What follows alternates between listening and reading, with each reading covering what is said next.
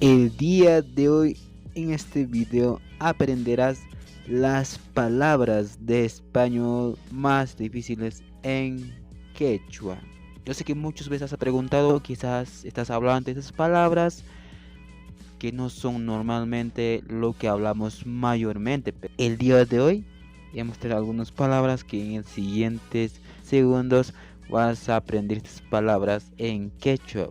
Comencemos. Antes de empezar, si eres nuevo en este canal YouTube, suscríbete y activa la campanita de notificaciones para que no te pierdas ningún video.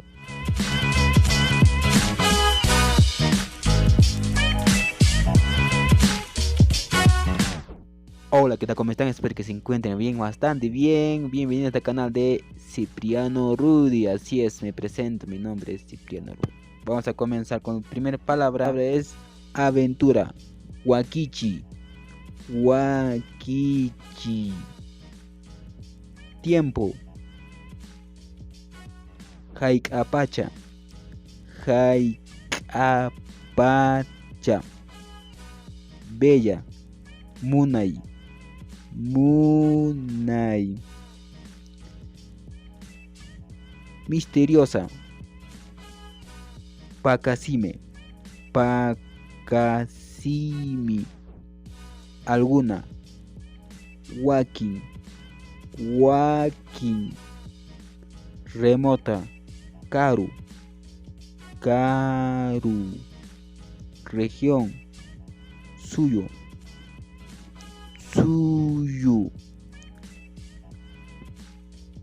Civilización. Yachaykuchiska. Yachaykuchiska. Existe. Kanmi. Kanmi. Guerrero. Auca. Auca.